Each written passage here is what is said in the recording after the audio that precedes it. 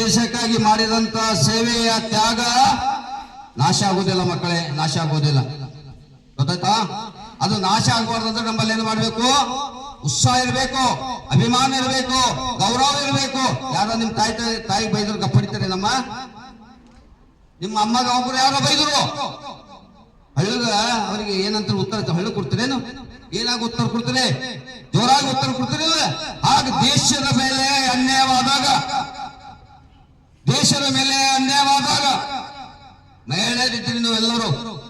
ನಿಮ್ಮ ಮಕ್ಕಳು ಮುಂದಿನ ಭವಿಷ್ಯದಲ್ಲಿ ಮಕ್ಕಳು ಕೂಡ ಅದೇ ರೀತಿ ಧೈರ್ಯವನ್ನು ತುಂಬಬೇಕು. ಏನಂತಂದ್ರೆ ನನ್ನಕ್ಕಿಂತ ಮೊದಲು ನನ್ನ ದೇಶ ದೊಡ್ಡದು, ನನ್ನ ಭಾಷೆ ದೊಡ್ಡದು, ನನ್ನ ನಾಡು ದೊಡ್ಡದು. ನಾನು ಜೀವನವನ್ನ ತ್ಯಾಗ ಮಾಡ್ತೇನೆ ಸಮಾಜಕ್ಕಾಗಿ, ದೇಶಕ್ಕಾಗಿ.